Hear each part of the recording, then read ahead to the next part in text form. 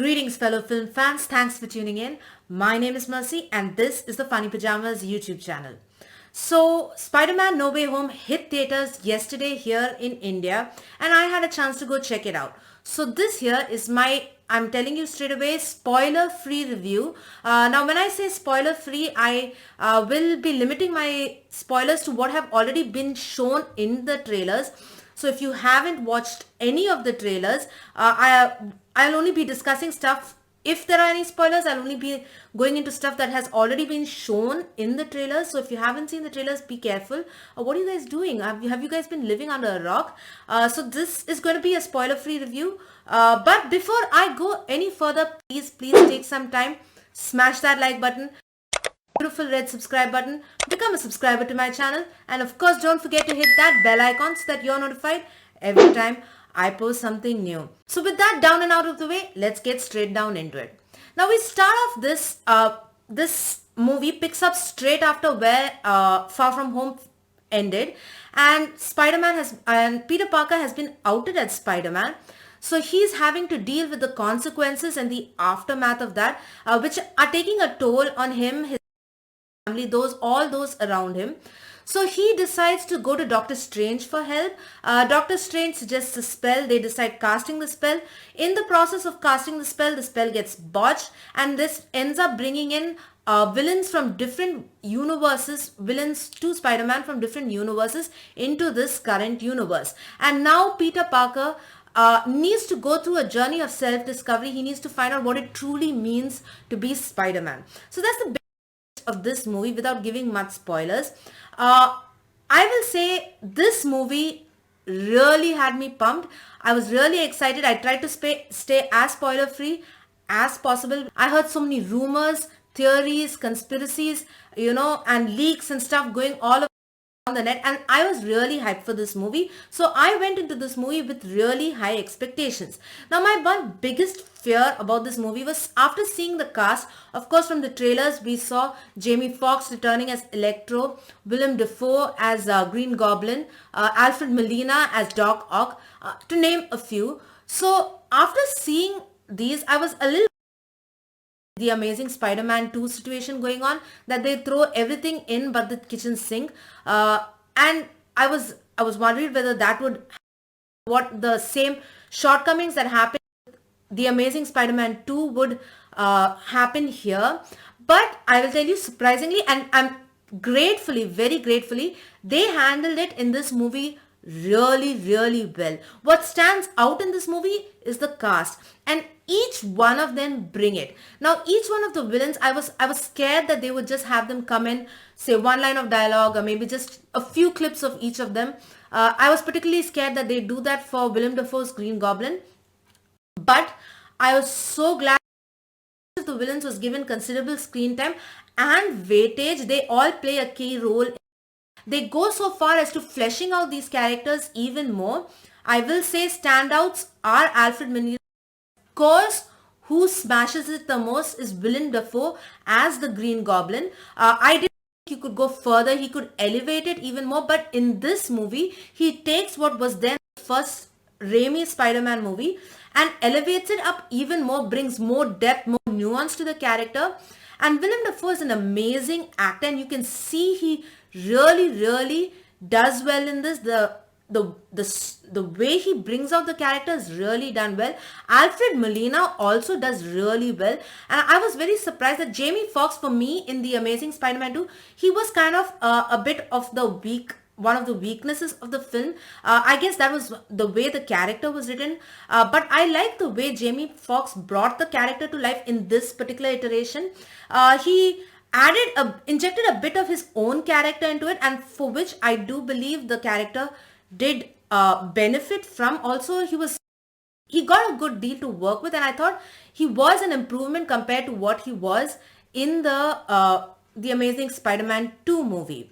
Now there is this huge ensemble cast of villains, and you think that would, and of course the great Benedict Cumberbatch as Doctor Strange, you think that there wouldn't be as much focus on Peter Parker. That's another thing I was scared of.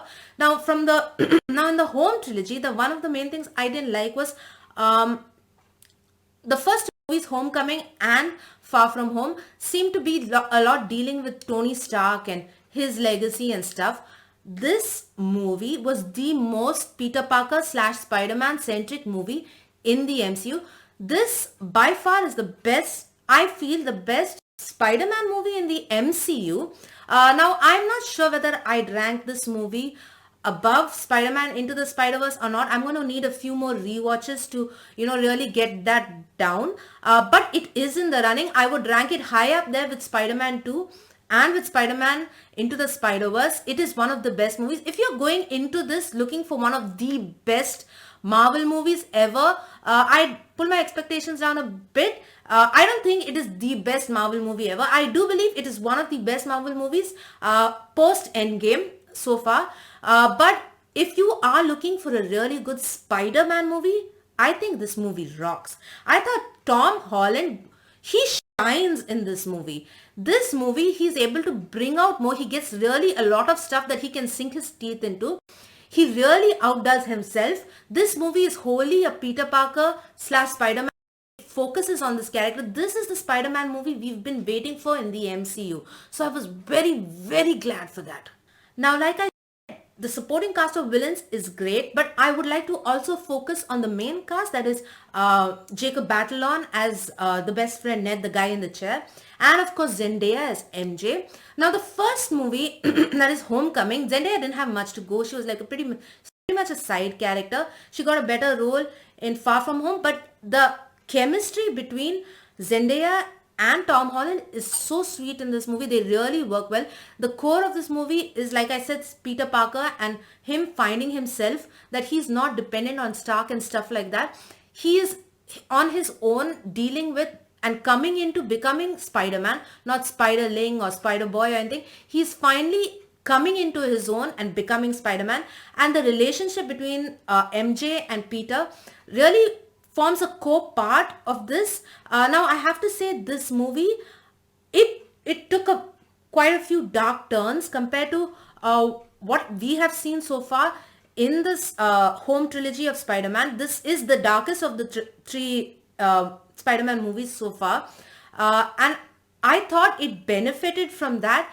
I thought the directing was pretty good. Of all the characters, I thought Benedict Cumberbatch was the one guy who sort of stuck out. I thought all the other villains worked in well. It was written well. I was glad that they didn't have an overload, or that they didn't get enough to work with screen time, that they just come in, say a one-liner, a witty liner, and just walk off or something like that.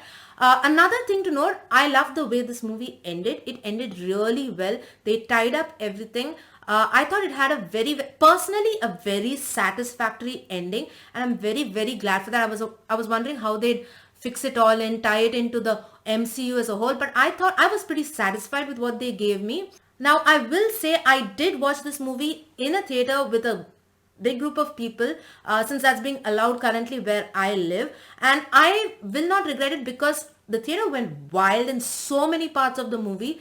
And it's so hard not to go into spoilers for this movie, because there are a heck of a lot of spoilers, a lot of twists and turns, a lot of dark moments, emotional moments. Like I said, this is wholly a Peter Parker slash Spider-Man centric movie, and for that it is amazing. Definitely, I wouldn't say it's the best Marvel movie ever, but if you are looking for a good Spider-Man movie, this is where you should go. I will straight up say this is the movie that the Spider-Man fans have been waiting for in the MCU. If you are a Spider-Man fan of basically all the iterations or any of the iterations of Spider-Man or the character of Spider-Man, you are going to have a blast in this movie. Sorry for that, there's a vehicle outside. So you are going to have a blast with this movie. I definitely recommend you go check it out as soon as possible so that you don't get spoiled, because I'm pretty sure spoilers are going to be hitting. Already they've hit, the internet so much. I do recommend you check it out. I enjoyed it. As you can tell, I had a blast with it. I watched it with my mom. She wasn't so keen on it, but I personally enjoyed it, and it's watching it with family and friends that forms the core of this. So I will recommend you go check it out, particularly for all you MCU fans and all you Spider-Man fans. It's something you should not miss, and yeah, go check it out. Now, as a ranking, I would definitely rank it high. But at the moment, I'm not really sure where I would put a score. Tentatively, I will give it an 8.5 out of 10. So it may change depending on multiple videos, which I assure you I'm going to have, because I really want to watch this movie again. I want to, I want to really think, I want to really go experience the thrill and joy of this movie again. And I will say this is a highly rewatchable movie. It's the kind of movie that you're going to watch again and again and definitely not get tired of it. So fun family movie to watch and enjoy. This is my Spider-Man No Way Home review. I've tried to stay as spoiler free as possible. Of course, there are two post-credit scenes, one mid-credit and one post-credit. I definitely suggest you you stay for those because they are pretty good. Particularly the mid-credit scene, for me, I loved particularly. So do stay for the mid-credit and the post-credit scene. You will not be losing out on those. So that's all I have for you guys right now. It is holiday season. I hope you guys have a wonderful my links to my social media accounts are in the description down below. They are also up on the screen right now. Hit me up on Twitter simply at Mercy_D, on Instagram at Mercy_SD. Check out my Funny Pajamas Facebook page simply at Funny Pajamas. Of course, check out our website simply on www.funny-pajamas.com. Pajamas with a Y. That's all I have for you guys right now. Before I forget, do check out my email. If you don't, you can send me an email simply on mercy@funny-pajamas.com. It's currently up on the screen.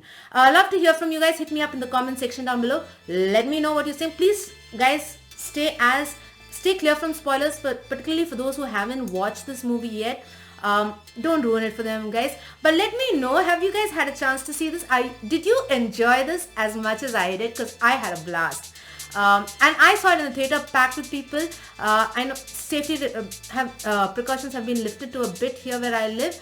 And I do not regret it, because watching it with a group of people in a theater, having a blast, sharing it with your fellow fans, with your fellow MCU and Spider-Man fans is an amazing experience, and I do not regret it one bit. So do check it out. Hit me up in the comment section down below. Let me know what you think. If you've seen this movie, where would you rank it in your list of Spider-Man movies? I'd love to hear from you guys. It always makes my day. That's all I have for you right now. I'm going to sign out right now. This is Mercy signing out. Bye. Have a good one, everyone.